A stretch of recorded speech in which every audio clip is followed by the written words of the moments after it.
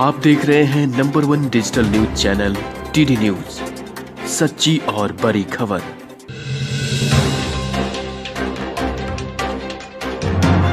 नमस्कार, मैं हूं पारितोष कुमार। आपका स्वागत है टीडी न्यूज के बेहद खास एपिसोड 100% की बात में। और आज एक बार फिर हम विश्लेषण करेंगे कि क्या कोरोना की तीसरी लहर आएगी या नहीं, क्या कहा सरकारी समिति के वैज्ञानिकों ने और किन किन नियमों का पालन नहीं किया गया तो तीसरी लहर में चरम पर पहुंचेंगे कोरोना के मामले।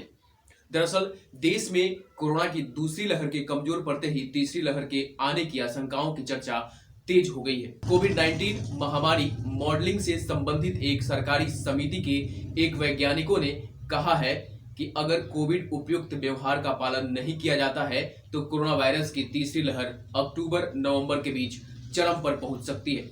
लेकिन दूसरी लहर के दौरान दर्ज किए गए दैनिक मामलों के आधे मामले देखने को मिल सकते हैं। सूत्र मॉडल या कोविड-19 के गणितीय अनुमान पर काम कर रहे मानिंद्र अग्रवाल ने यह भी कहा है कि यदि वायरस का कोई नया स्वरूप उत्पन्न होता है तो तीसरी लहर तेजी से फैल सकती है। विज्ञान और प्रौद्योगिकी विभाग ने पिछले साल गणितीय मॉडल का उपयोग कर कोरोना वायरस संक्रमण के मामले में वृद्धि का पूर्वानुमान लगाने के लिए समिति का गठन किया था।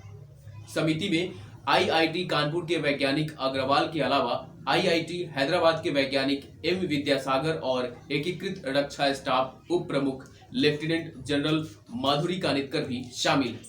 इस समिति को कोविड की दूसरी लहर की सटीक प्रकृति का अनुमान नहीं लगाने के लिए भी आलोचना का सामना करना पड़ा था। अग्रवाल ने कहा कि तीसरी लहर का अनुमान जताते समय प्रतीक्षा की हानि, टीकाकरण के प्रभाव और एक अधिक खतरनाक स्वरूप की संभावना को कारक बताया गया है, जो दूसरी लहर की मॉडलिंग के दौरान नहीं किया गया था। उन्होंने कहा कि विस्तृत रिपोर्ट शीघ्र प्रकाशित की जाएगी। उन्होंने कहा, हमने 3 परिदृश्य बनाए हैं। एक आशावादी, इसमें हम मानते हैं कि अगस्त तक जीवन सामान्य हो जाता है और वायरस का कोई नया स्वरूप नहीं होगा। दूसरा मध्यवर्ती है, इसमें हम मानते हैं कि आशावादी परिदृश्य धारणाओं के अलावा टीकाकरण 20% कम प्रभावी है। अग्रवाल ने एक अन्य ट्वीट में कहा, तीसरा निराशावादी है, जिसमें एक धारणा मध्यवर्ती से भिन्न है। अगस्त में एक नया 25% अधिक संक्रामक परिवर्तित स्वरूप फैल सकता है जो डेल्टा प्लस नहीं होगा और डेल्टा से अधिक संक्रामक भी नहीं होगा। अग्रवाल द्वारा साझा किए गए ग्राफ के अनुसार अगस्त के मध्य तक दूसरी लहर के स्थिर होने की संभावना है और तीसरी लहर अक्टूबर और नवंबर के बीच अपने चरम पर पहुंच सकती है।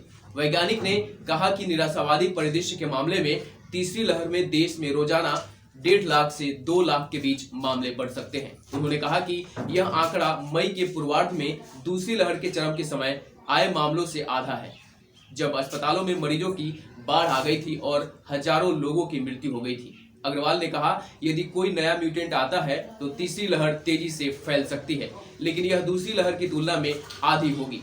डेल्टा स्वरूप उन लोगों को संक्रमित कर रहा है जो एक अलग प्रकार के स्वरूप से संक्रमित थे, इसलिए इसे ध्यान में रखा गया है। उन्होंने कहा कि जैसे जैसे टीकाकरण अभियान आगे बढ़ेगा, तीसरी या चौथी लहर की आशंका कम होगी। अग्रवाल ने कहा कि आशावादी परिदृश्य में रोजाना मामले 50,000 से 1 लाख तक हो सकते हैं। वहीं विद्यासागर ने कहा कि तीसरी लहर के दौरान अस्पताल में भर्ती होने के मामले कम हो सकते हैं।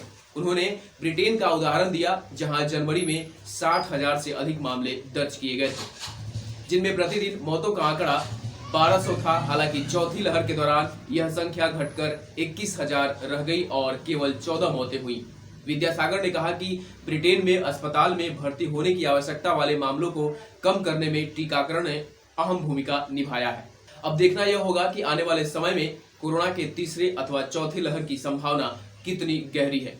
फिलहाल आज की 100% की बात में इतना ही। आप देखते रहे टीडी न्यूज।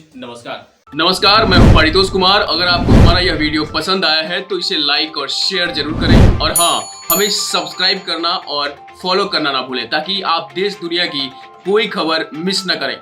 चाहे कोई ब्रेकिंग न्यूज हो या कोरोना वायरस से जुड़ी कोई भी अपडेट, पॉलिटिक्स हो या आपके हक से जुड़ी कोई खबर, इलेक्शन की कोई न्यूज हो, कंट्रोवर्सी की कोई न्यूज हो या फिर कोई वायरल वीडियो, सब कुछ मिलेगा टीडी न्यूज पर। तो जुड़े रहिए हमारे साथ और देखते रहिए टीडी न्यूज, सच्ची और बड़ी खबर।